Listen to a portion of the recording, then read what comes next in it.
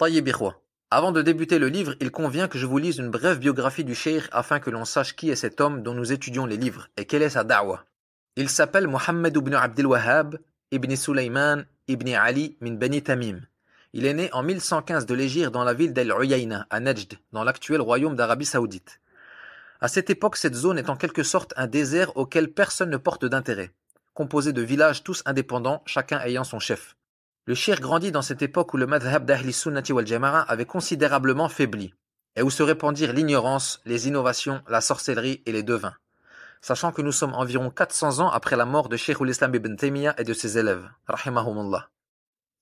Il y avait des savants hanbalites à Nejd, mais dans le fiqh seulement. Ils ne donnaient pas d'importance à la croyance, et beaucoup étaient sur la aqida des Asha'ira et des Maturidiyya, comme la majorité des pays musulmans à cette époque. Il y avait aussi du tasawwuf et des bid'a. Yani à cette époque, dites-vous que le jeune voulant l'istiqama devenait soufi. Il portait une longue cape, un turban, des adhkar bid'iyya et tawaf autour des tombes. Le cheikh grandit tout de même dans une atmosphère religieuse. Son père et son grand-père étant des savants, il mémorisa le Coran à l'âge de 9 ans. Allah Ta'ala lui octroya l'intelligence et la compréhension. Il se mit à lire les ouvrages de Shaykh al-Islam ibn Taymiyyah et de son élève Ibn al-Qayyim, ainsi que les livres des salaf. Puis il partit à Mecca pour faire le hajj et demander la science. Il se dirigea ensuite vers Al-Madina pour continuer talab al-ilm, où il prit la science de nombreux savants. Puis il partit en Irak pour la même raison, avant de revenir à Nejd. Mais une fois rentré chez lui, il ne put se taire sur les innovations et l'égarement des gens. Il commença l'appel au tawhid à Al-Uyayna et présenta sa da'wa au chef de la ville qui l'approuva et lui promit de l'épauler. Et c'est ainsi que le cheikh démolit de ses propres mains le dôme qui était sur la tombe de Zayd ibn al-Khattab radiyallahu anhu à Al-Uyayna, où les juhal venaient faire toutes sortes de shirkiyat. Il commença également à appliquer les hudud, yani les sentences islamiques. Une femme vint le voir et reconnut avoir commis la fornication. Elle lui demanda à plusieurs reprises d'appliquer sur elle la sentence qui est la lapidation, ce que fit le cheikh conformément à la sunna du prophète sallallahu alayhi wa sallam. Mais lorsque ceci vint aux oreilles d'Al-Amir d'Al-Ahsa, qui était une personne influente auprès des chefs de Nejd et qui leur envoyait des cadeaux et les aidait financièrement, il menaça le chef d'Al-Uyayna de ne plus dépenser pour lui s'il ne virait pas le cheikh de la ville. Et celui-ci ne put supporter cette menace. Il en fit part au cheikh qui essaya de le dissuader en lui disant que c'est Allah qui donne le rizq, mais il ne parvint pas à le convaincre. Le cheikh quitta donc Al-Uyayna et se dirigea à pied sous une chaleur de plomb vers la ville de Ad-Dir'iyya. Une fois arrivé là-bas, il se rendit chez un de ses anciens élèves qui l'hébergea en cachette. Mais la nouvelle de sa venue arriva aux oreilles de la femme d'Al-Amir de Ad-Dir'iyya, qui n'est autre que Mohammed ibn Saoud, rahimahullah. Elle fut touchée par la da'wa du cheikh et dit à son mari « Cet homme est une subsistance qu'Allah t'a envoyée. Saisis-la donc avant qu'un autre ne la saisisse. » Son mari Al-Amir, Mohammed ibn Saoud, fut convaincu et dit « Tayyib, qu'il vienne à moi. » Mais elle lui dit « Non, c'est toi qui dois aller à lui. Les gens te verront alors et ils le respecteront. » Il se déplaça donc et alla trouver le cheikh dans la maison de son élève. Le cheikh lui présenta sa da'wa et Mohammed ibn Saoud l'accepta de tout cœur. Il promit au cheikh de le secourir et de l'épauler. Le cheikh lui prêta alors allégeance et c'est ainsi que débuta leur union. Rahimahumallah. Le cheikh commença donc à enseigner et à écrire des livres. Ses élèves se multiplièrent à Ad-Dir'iyya et petit à petit il forma une armée pour faire le djihad, afin que la charia d'Allah soit appliquée et que le shirk soit aboli. Puis, après s'être préparés, ils partirent conquérir les villes aux alentours. Allah les secourut dans cette tâche et toute la région de Nejd se retrouva sous l'autorité de Mohammed ibn Saoud. Voilà comment débuta cette da'wa mubaraka et le cheikh mourut en 1206 à environ 91 ans rahimahullah ta'ala. Et nous voyons encore aujourd'hui les traces de cette da'wa. Et subhanallah, aujourd'hui encore, le royaume d'Arabie Saoudite est gouverné par Al-Saoud. Et aujourd'hui encore, la partie religieuse est confiée à Al-Sheikh, qui ne sont autres que les descendants du cheikh Mohammed ibn Abdel Wahhab, rahimahullahu ta'ala. Taïb, maintenant une question se pose. Pourquoi débutons-nous talab al-ilm, la demande de science, par l'étude des livres du cheikh Mohammed ibn Abdel Wahhab? Et en quoi s'est-il distingué des autres savants? La réponse, car il n'y a aucun savant qui a détaillé les masaïl de Tawhid al-Uluhiyya une par une comme ce cheikh, même parmi les livres de ses prédécesseurs. Et cela n'est en aucun cas du temps sur les autres savants. Mais plutôt cela est dû au fait que le shirk, les bid'a et le jahl ne se sont pas autant répandus à leur époque qu'à l'époque du cheikh, au point que la sunna devienne bid'a et la bid'a sunna. On rappelle quand même qu'en 1115 de l'Hégire, on est sous l'Empire ottoman, dont les dirigeants non arabes étaient complètement ignorants de la réalité du tawhid. Ils faisaient construire des mausolées partout et participaient à la propagation de l'adoration des tombes, bien plus que dans les siècles précédents. Prenons par exemple le livre Al-Aqidatu Tahawiyya. Il y a dedans une seule phrase qui parle de Tawhid al-Uluhiyya de manière claire et une autre phrase qui en parle de manière indirecte, Tout le reste parle du qadar, de l'amour envers les sahaba, de l'asma wa sifat, etc. Pourquoi? Car le shirk fil ibada ne s'est pas propagé à leur époque comme il s'est propagé à l'époque du Cheikh Mohammed ibn Abdel Wahhab. Voilà pourquoi les ulama auparavant ne se sont pas focalisés sur Tawhid al-Uluhiyya autant que lui. Et Tawhid al-Uluhiyya, ikhwa, huwa al-khusuma bayna ar-rusuli wa aqwamihim. C'est le sujet de désaccord entre les messagers et leur peuple, et c'est la base de notre religion. Taïb, la deuxième raison pour laquelle nous étudions ces livres en premier, tu remarqueras, ya talib al-ilm, que le cheikh ne ramène jamais une parole sans citer son dalil, au point que dans certains de ses livres, il ne dit rien d'autre que Qala Allah, Qala Rasulullah, Qala Sahabi Fulan, wa hakada. Wa huna faïda. Le cheikh ne fait que rarement des commentaires dans ses livres. Il ne parle presque jamais. Mais s'il commente, sois sûr, Akhil Fadil, que c'est pour te donner une perle ou un diamant. Alors sors ton stabilo et surligne. Troisièmement, parmi les raisons qui font qu'on étudie ces livres en premier, tout simplement car ces livres sont écrits pour les débutants. Ils sont courts et simples, c'est ce qu'on appelle al-mukhtasarat. Yani ce cheikh nous enseigne la plus importante des sciences d'une manière résumée.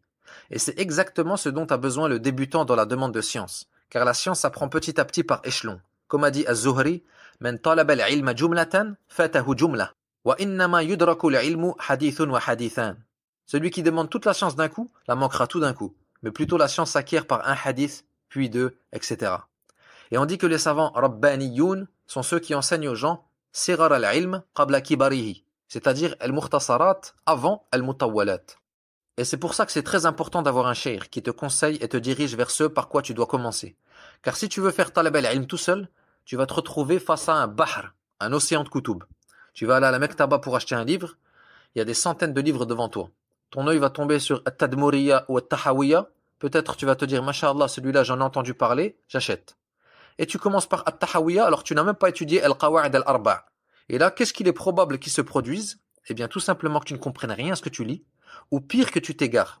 Surtout si tu le lis sans sharh, car il y a des passages dans ce livre qui ont besoin d'être expliqués par un savant salafi. Donc, Akhil Karim, la science s'apprend bit-tadarruj, petit à petit. Et moi-même, dans cette série de cours, je vais essayer de détailler les masaïl au fur et à mesure qu'on avance dans les livres. Car ces livres qu'on va étudier sont des mukhtasarat et il ne convient pas de trop développer dans l'explication des mukhtasarat. Comme l'a dit Al-Sheikh Abdus Salam Al-Shuway'ir, hafidhahullah, il dit « La tu'ati al-mukhtasarati fawqa haqqiha » Ne donne pas aux mukhtasarat plus que leurs droits. Et il dit que celui qui développe trop dans l'explication des mukhtasarat, qui rentre trop dans les détails, et même dans la période yani, qui met trop de temps à les enseigner, eh bien, il est certes passé à côté du but pour lequel ces livres ont été écrits, car leur but, c'est d'être résumés. Donc la base est que leur explication également doit être courte et résumée. Mais le problème des petits étudiants, c'est qu'on veut tellement donner qu'on va donner tout ce qu'on a direct. Alors que le savant Rabbani, lui, il va pas te donner tout ce qu'il a, il va te donner ce dont tu as besoin, faqat. Et maintenant, on va parler d'une chose que tu dois absolument connaître, ya ayyuha salafi. Tu dois connaître haqiqat da'wati Sheikh Mohammed ibn Abdel Wahhab. Pourquoi? Pour deux raisons. La première, c'est que la da'wa du cheikh n'est autre que la da'wa au tawhid. Donc si tu as compris la da'wa du cheikh, tu auras compris la da'wa au tawhid. Et la deuxième raison, c'est que tu vas te faire traiter de wahhabi. Donc tu dois savoir te défendre. Ala kulli hal, comme a dit un savant, in kana tabi'u Ahmadin mutawahhiban, fa ana al-muqirru bi annani wahhabi. Mais la première chose à faire si tu tombes malgré toi dans un débat avec Ahl al-Bida', c'est de prendre sa shubha, son ambiguïté, et de la réduire en miettes. Taj'aluha qa'an safsafa, comme a dit le cheikh Ibrahim al-Muhaymid. Car le soufi et le chiite, ils vont te dire Mohammed ibn Abdel Wahhab déteste al-Bayt. Et s'il te dit ça devant les gens de la masse, tu dois répondre à cette shubha. Donc toi tu lui dis comment s'appellent tes enfants? Fulan, Fulan, Fulan. Et là tu lui dis eh bien sache que le cheikh Mohammed ibn Abdel Wahhab a nommé tous ses fils par des noms de al-Bayt. Khlas, qa'an safsafa. Sauf un qu'il a nommé Abdul Aziz. Parmi ses fils il a Hassan, Hussein, Abdullah, Ali, qui est mort jeune, il en a alors appelé un autre Ali, et Ibrahim. Tous ces noms sont des noms de Al-Bayt, sauf un qu'il a appelé Abdul Aziz. Ou le Soufi va te dire aussi, vous, Al-Wahhabiyya, vous n'aimez pas le prophète sallallahu alayhi wa sallam, parce qu'on n'invoque pas en dehors d'Allah et qu'on ne fait pas de shirk sur sa tombe. Alors toi, détruis sa shubha, réponds-lui, celui qui n'aime pas le prophète sallallahu alayhi wa sallam est un apostat mécréant. Lakin laysa min mahabbatihi al-ghuluw fihi wal-ibtida'u fi dinihi. Mais le fait d'aimer le prophète sallallahu alayhi wa sallam, ce n'est pas d'exagérer sur lui au point de lui donner des attributs qui sont spécifiques à Allah, ni d'innover dans sa religion. Et enfin, Akhan al-Fadil, tu ne peux connaître la réalité de la da'wa du cheikh sans connaître la réalité de la religion d'Abu Jahl et Abu Lahab. Abu Jahl et Abu Lahab n'ont jamais dit que les idoles ont le pouvoir de créer, ni que les idoles donnent la subsistance, ni qu'elles font vivre et mourir, ni qu'elles gèrent l'univers. Non. Les Arabes de la Jahiliya faisaient des adorations pour Allah. Ils priaient. La preuve, hadith Abi Dharr, fi Sahih Muslim. قال قد صليت قبل أن ألقى رسول الله صلى الله عليه وسلم ب3 سنين فقيل لمن قال لله. Abu Dharr radiyallahu an a dit: je priais déjà 3 ans avant de rencontrer le messager d'Allah sallallahu alayhi wa sallam. On lui demanda: pour qui priais-tu? Il répondit: pour Allah. On lui dit alors: dans quelle direction priais-tu? Yani, quelle était ta qibla? Il répondit: là où Allah m'oriente. Taïb. Également les Arabes jeûnaient. La preuve, hadith Aïcha fi Sahih al-Bukhari. Anna Qurayshan kanat tasumu yawma Ashura fi al-Jahiliya. Et les Arabes faisaient sadaqa et libéraient des esclaves. يقول حكيم بن حزام للنبي صلى الله عليه وسلم في صحيح مسلم: أرأيت أمورا كنت أتحنث بها في الجاهلية من صدقة أو عتقة هل لي فيها من شيء؟ فقال له رسول الله صلى الله عليه وسلم: أسلمت على ما أسلفت من خير. Hakim ibn Hizam radiyallahu anhu a dit au prophète sallallahu alayhi wa sallam: je faisais des adorations dans Al-Jahiliya, yani pour Allah. Je donnais l'aumône, je libérais des esclaves. Suis-je donc récompensé pour cela? Le messager sallallahu alayhi wa sallam lui répondit: tu t'es soumis sur ce que tu as fait de bien dans le passé. Yani oui, tu seras récompensé pour toutes ces choses, toutes ces bonnes actions que tu as faites à l'époque de la Jahiliya. طيب, les Arabes faisaient le Hajj à la Umrah. الدليل يقول عروة بن الزبير في صحيح البخاري: كان الناس يطوفون في الجاهلية. Urwa, le neveu de Aïcha radiyallahu anha, rapporte dans Sahih al-Bukhari que les gens faisaient le tawaf dans la Jahiliya. طيب, si les Arabes priaient et jeûnaient et faisaient sadaqa et le Hajj, pourquoi Allah n'a pas accepté d'eux ces œuvres? Al-Jawab, car ces Arabes se rendaient vers des idoles faites de pierre et disaient: ceux-là nous rapprochent d'Allah et intercèdent pour nous auprès d'Allah. Akhi, concentre-toi car tu vas comprendre la réalité de cette da'wa que tu portes et que l'on porte tous. Ces Arabes allaient voir des idoles faites de pierre et disaient: ceux-là nous rapprochent d'Allah et intercèdent pour nous. Alors que les Arabes de l'époque étaient doués de raison, ce n'étaient pas des fous. Il y a donc forcément un secret dans cette affaire. Une raison qui fait qu'ils avaient la croyance que ces statues, bien qu'elles soient faites de simples cailloux, mais qu'elles intercèdent pour eux et les rapprochent d'Allah yawm al-qiyamah. Et ce mystère, Ibn Abbas l'a découvert dans Sahih al-Bukhari, fi kitab al-tafsir, bab ma ja'a fi tafsir surati Nuh, concernant le verset: ولا تذرن ودا ولا سواعا ولا يغوث ويعوق ونسرا. قال ابن عباس: هذه أسماء رجال صالح من قوم نوح فلما هلكوا أوحى الشيطان إلى قومهم انصبوا أنصابا وسموها بأسمائهم ففعلوا فلم تعبد حتى إذا هلك أولئك وتنسخ العلم عبدت. Ibn Abbas radiyallahu anhuma a dit: ces noms sont ceux d'hommes pieux du peuple de Nuh. Lorsqu'ils moururent, le diable insuffla à leur peuple: faites des statues d'eux à l'endroit où ils s'asseyaient et nommez-les par leur nom, afin de vous souvenir d'eux. Ce que firent les gens et ne les adorèrent pas. Mais lorsque cette génération mourut et que la science disparut, ils furent adorés en dehors d'Allah Jalla wa Ala. وفي باب ما جاء في تفسير سورة النجم قال ابن عباس: اللات رجل كان يلت السويق للحجاج.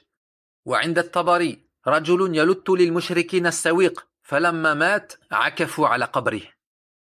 Ibn Abbas radiyallahu anhuma a dit également: Al-Lat, qui était un rocher adoré dans la Jahiliya, était à la base un homme qui émiettait le sawiq, qui est un aliment pour les pèlerins. Et At-Tabari rapporte: Al-Lat était un homme qui émiettait le sawiq pour les mushrikines, et lorsqu'il mourut, ils se mirent à faire des retraites spirituelles sur sa tombe. Idhan, dinul mushrikin huwa at-ta'alluqu bis-salihin.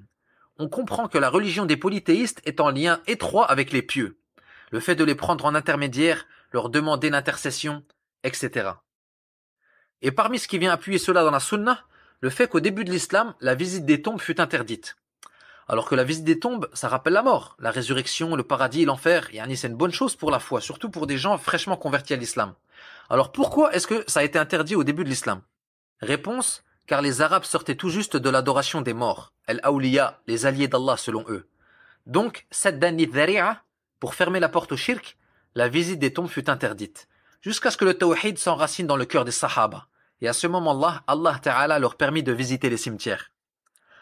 Taïb, revenons au Coran. Si tu médites certains versets, l'affaire va te sembler évidente. Allah dit: Innal ladhina tad'una min dunillahi ibadun amthalukum. Ceux que vous invoquez en dehors d'Allah sont des serviteurs comme vous. Des serviteurs.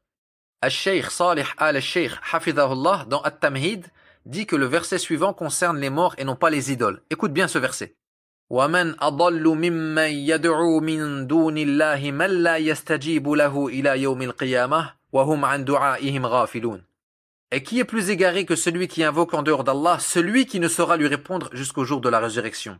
Et ils sont indifférents à leurs invocations. Allah a dit « Man la yastajibu lahu ». Et la base dans la langue arabe est qu'on utilise « ma » pour le nom doué de raison, comme les statues, et non pas « men ».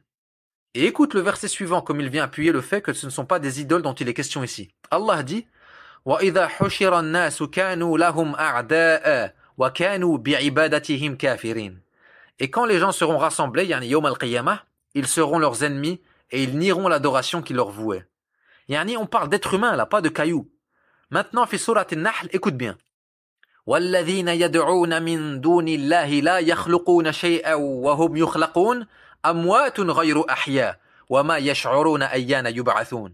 Et ceux qu'ils invoquent en dehors d'Allah ne créent rien, et ils sont eux-mêmes créés. Ils sont morts et non vivants, et ne savent pas quand ils seront ressuscités. Subhanallah. Vous avez compris où je vais en venir? Le secret du shirk de Quraysh est qu'en réalité, nombre des idoles qu'ils adoraient n'étaient rien d'autre que des représentations d'hommes pieux. Et ça, c'est indispensable à savoir, car parmi les shubuhat des Quburiyun de notre époque, ils nous disent « Pourquoi vous nous traitez de mushrikoun et vous nous lisez des versets du Coran alors que ces versets-là, ils concernent des idolâtres qui adoraient des statues ?» Et nous, nous sommes musulmans. Nous disons « La ilaha illallah » et ce sont des pieux, des awliya que nous invoquons et à qui nous demandons l'intercession et non pas des statues. Nous répondons « Tout comme vous, ces idoles et ces statues qu'invoquaient les Arabes de Quraysh représentaient des hommes pieux. » Et ils ont une autre shubha, ils te disent « Les Arabes de Quraysh adoraient ces idoles, tandis que nous n'adorons pas les awliya. » Nous disons « Wallahi, les Arabes de l'époque n'ont jamais prétendu que leurs idoles avaient le pouvoir de créer, ou de donner le rizq, ou de faire vivre et mourir. Et ils n'ont jamais prié pour leurs idoles ou jeûné pour elles. Par contre, ils les invoquaient, leur faisaient des vœux et leur offraient des sacrifices. Si pourtant l'invocation, le vœu et le sacrifice ne sont pas des adorations, c'est toi que ça regarde, appelle ça comme tu veux. Que tu le veuilles ou non, ce sont des adorations. Ikhwatil kiram, Inch'Allah, vous avez compris le pourquoi du comment. Ceux-là invoquaient, sacrifiaient et faisaient des vœux à des statues représentant des pieux, et ceux-là invoquent, sacrifient et font des vœux à des tombes représentant des pieux. Si tu as compris ça, eh bien tu as compris la réalité de la da'wa du Cheikh Mohammed ibn Abdel Wahhab, rahimahullah. Alhamdulillah, j'ai été un peu long dans cette introduction, mais Inch'Allah, elle peut faire guise d'introduction pour toute la série de cours qu'on va faire, et non pas seulement pour ce livre. Subhanakallahumma wa bihamdik, ashhadu an la ilaha illa ant, astaghfiruka wa atubu ilayk, wa sallallahu ala nabiyyina Muhammadin wa ala alihi wa sahbihi ajma'in.